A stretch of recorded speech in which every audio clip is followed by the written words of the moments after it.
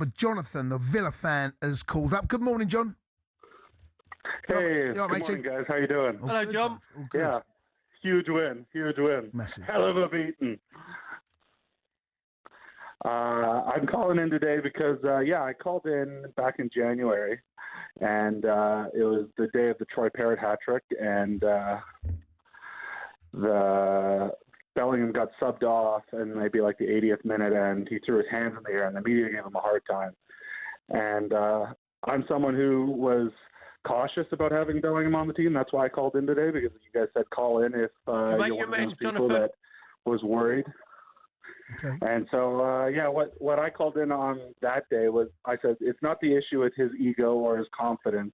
People are misunderstanding. It was just that he needs to step on the pitch and be a leader and bring the passion and make his teammates better. With Jude Bellingham, don't you think that Thomas Tuchel was really, really clever when he left him out of the England squad? 2 squads. Just to go... He had a bit of a niggle. Just a little poke and go... The way it all worked out, I think he's played it perfectly, masterfully chess. You know, he's got everyone performing, everyone passionate, everyone out there proving every moment that they deserve to be there. Yeah, it's amazing. And he's going to be... he's christened now Jude Bellingham, not Bellingham. It's Jude Bellingham. He does it all the time, doesn't he? Everybody says it's Jude Bellingham. Again. It's not. Jude Bellingham. He does it. I mean, that's another brace, isn't it? If anyone had told me that earlier that, Kane and Haaland wouldn't score today, neither of them would. That's a very good point. And actually. you know what? Why would you say? You mentioned Haaland there, where managers make like mind-blowing decisions. Solbakken, Norway, taking Erling Haaland off. Yeah. I mean, Erling Haaland doesn't run and close down and sprint anyway, so it can't be that he's tired. No. And you just think you're taking one of the best. Well, along with Harry Kane, arguably one of the best. Yeah. So when you're England fans, you're watching it, you're thinking, what? Thank God for that. Yeah. And if you're England centre half, you're going, see you later, Erling. I think he got tilted and frustrated when Sorloth didn't pass him the ball. I think he just got a headache, and it was starting to just be stressful instead of fun to play when you have such a big chance and they don't capitalize on that. And then you go to extra time at 1-1. If they had scored that, everything's different, right? So, I mean, for him, he's probably thinking, I should already be done. He's upset. Maybe he has a headache. I don't know. But, yeah, unbelievable to be subbed off there. Well, it's a manager paid to make the big decisions, right? That's why they get the big bucks, and he took him off. I have to say Haaland did nothing, but he done nothing against Brazil and scored 2 goals. That's my point. As well. If there's a chance, a half chance that falls to anybody, you want him on the pitch. Absolutely. Thanks, cheers, Jonathan. Thanks cheers, for Johnny boy. Let's go and speak to Ricky. All right, Ricky. Liverpool fan. All right, Ricky. Good morning. Ricky. How you doing, guys? All right, Ricky hasn't lost our number. Hello, matey. Yeah, I've always since the first time I've ever been on, and do you know what? What a night to be on. What a night, Ricky. It's not, Ricky, I'm going to tell you now, it's not a great line. We're going to see how far we can go with this call. Ricky, are you drained? Are you mentally and physically drained? Yeah. I will say this. Right, Ricky, we're going to call you back, bud. We're going to call you back. It's not a great line. Thank you. Let's go and speak to Alfie. He's a Man United fan. Alfie, good morning. Alfie? Hello, Alfie, what's it all about? Oh, it's Brendan. Sorry, my bad. It's Brendan. Hi there, buddy. You all right? All right, Brendan. How you doing, bud? Yeah, not too bad, pal. Good morning. Good morning to you, Where'd you watch the game? I just watched it at a friend's house, to be fair, buddy. Right, okay. How many of it were there? It's about 10 of us, to be fair. Wow. Nice little atmosphere. Did you keep your lagers in your pint glasses? Yeah, just about. Have to respect the household of a friend. You know what I mean? Respect the ceiling. Yeah. That could be a new one. Rent someone else's house. Yeah. One of my pals was down at Box Park. It was going off there. Nice. What's your thoughts, Brendan? I think the statement "winners win" is something to go by, but I think we've still got a lot more to show, to be fair. Yep. I think we've got a lot of gears to go through, but whether we can actually do it or not, it's probably likely going to be Argentina the next game. And whether we can actually do that or not is a big question mark for the team. But I think we beat Argentina. I genuinely By the way, do. that's not a given against Switzerland. No, it's not. No, it's not. No, it isn't. No, that's not. You're right. I totally agree with you.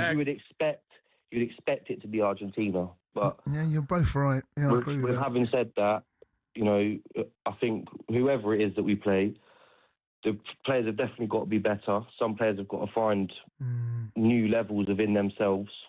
Do you know what I think he's got to do? Sorry. You know what I think he's got to do now, Thomas Tuchel, is his substitutions were actually really good when they all contribute. Rogers had the shot, then it was spilled by the goalkeeper. Spence was brilliant. Rhys James come on, did his job. Saka was really good.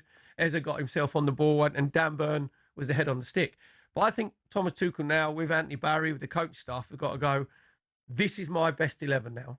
This is what I'm... Because he still doesn't seem quite sure. I know he's got some players that have got injuries and whatever.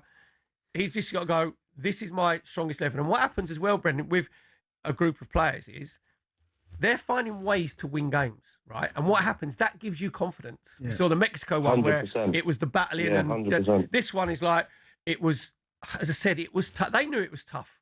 They felt that it was tough. Okay, let me ask you both a question. I thought that Norway would not sit in that 4-5-1 as religiously as they did. I thought they'd be a little bit more expansive. I saw them against Brazil. I think they just wanted to stay in the game as long as they possibly could. I don't think we're going to face that again for the rest of the tournament. So we struggle. That's our kryptonite. That'll suit us. That's the point I'm making. The game's open. That's the point I'm trying to make. Yeah. Is that I think this is... I didn't think they would be as brazen, as a shameless 4-5-1. Break us down. Well, to be fair, they went 4-4-2 when it was like the mid, they call it the mid block, don't they? With let's go over. Sorry, got to go to Miami. Faker Others has got Thomas Tuchel. Thomas, congratulations. You're into the last 4. Great victory in the end. What is your overriding feeling after that? I'm a bit mixed feelings. Part of me is incredibly proud of the players and the group and the mentality again and the team spirit to overcome adversity and so much switch of momentum in this match. We never stopped believing and we never stopped believing and taking care of things. Substitutes again were fantastic with their impact. There's another part at the moment that I thought the game was not on highest level from both teams, and I think we could have done better in many moments. But I have to find a balance for that because I don't want to spoil the party, of course. And still, a big part of me is a football coach, and so I think it's my right to be. Not 100% happy with the performance. I can understand that, and obviously the fans question that as well, but overriding is the semi-final. But I've heard you say in another interview that you thought that we were lucky. Do you still believe that? Yeah, and so lucky in certain moments. I think lucky in the moment in the end of the first half where we had a crucial ball loss. We 1-0 down. That's what I mean, like lucky to not be 2-0 down suddenly. Then we were kind of lucky, even if the decision is I haven't seen it, but even if the decision is a correct decision, you need luck to have a goal overturned and taken away from the opponent. This is crucial moments, and we got lucky in these moments. That's what I mean, and I think there's nothing wrong in admitting that, and I think still that overall we deserved it, no doubt about it. But it took us a long way, and we created quite some problems for ourselves.